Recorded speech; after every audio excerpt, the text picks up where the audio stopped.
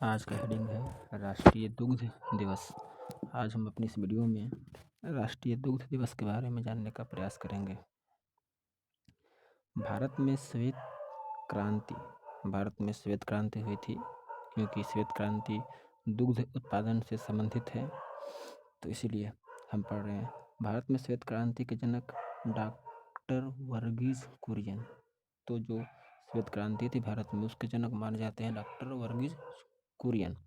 इनके जन्मदिन को राष्ट्रीय दुग्ध दिवस के रूप में मनाया जाता है।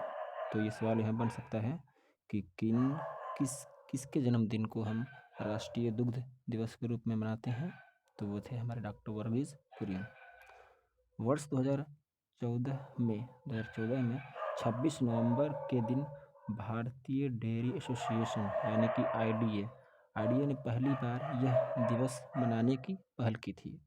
तो यहाँ पर एक और क्वेश्चन बन सकता है कि किसने पहली बार राष्ट्रीय दुग्ध दिवस मनाने की पहल की थी।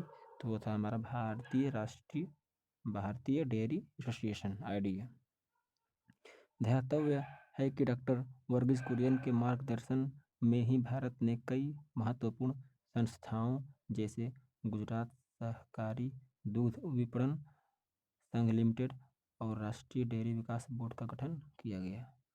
क्योंकि इनके योगदानों को देखते हुए भारतीय डेयरी एसोसिएशन ने सिफारिश की थी, ये पहल की थी कि इनके जन्मदिन को हम राष्ट्रीय दुग्ध दिवस के रूप में मनाते हैं, क्योंकि इन्होंने इस क्षेत्र में बहुत सारे अपने कार्य को अंजाम दिए थे।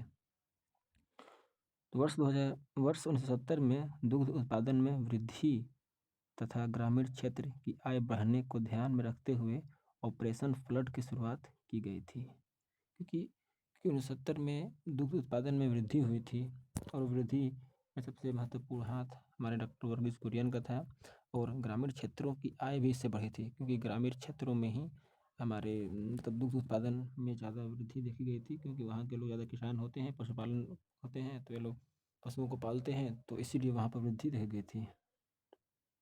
स्लाइड में देखते हैं।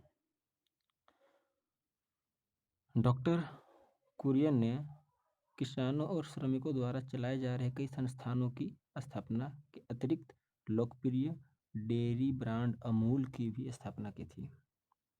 स्थापना करने में महत्वपूर्ण भूमिका निभाई थी। जो हम आज ब्रांड अमूल को जानते हैं, इस अमूल के स्थापना में भी हमारे डॉक्टर वर्गीज कुरियन का योगदान था। भारत 22% वैश्विक उत्पादन के साथ दुनिया का सबसे बड़ा दुग्ध उत्पादन देश है फिलहाल में।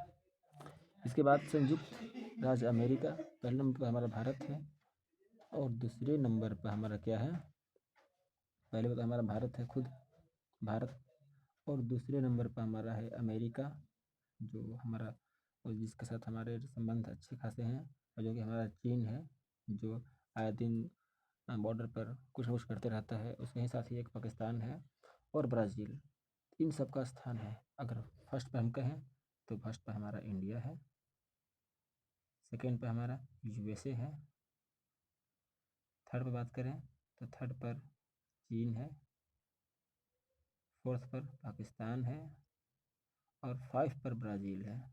साउथ अमेरिका का कंट्री ब्राज़ील है। तो फिर आगे पढ़ते हैं। इस दिवस को उजागर करने के लिए मनाया जाता है। यह जो दिवस है, इस तथ्य को उजागर करता है कि डॉक्टर वर्गीज कुरियन का हमारे देश में कितना बड़ा योगदान है, उन्होंने किन किन चीज़ों में अपनी भूमिका को निभाया था। किस प्रकार डेयरी 1 अरब लोगों की आजीविका का मुख्य साधन है। भारत बीते कुछ वर्षों में 150 मिलियन से अधिक दुग्ध उत्पादन के साथ विश्व में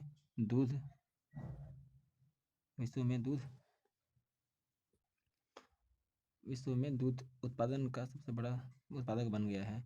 एक और वर्ष 1995 में भारत का मक्खन आयात 500 टन था। वहीं 1975 तक दूध एवं दुग्ध उत्पादों का सभी प्रकार का आयात लगभग शून्य हो गया था, क्योंकि इस समय तक भारत दुग्ध उत्पादन में आत्मनिर्भर हो गया था।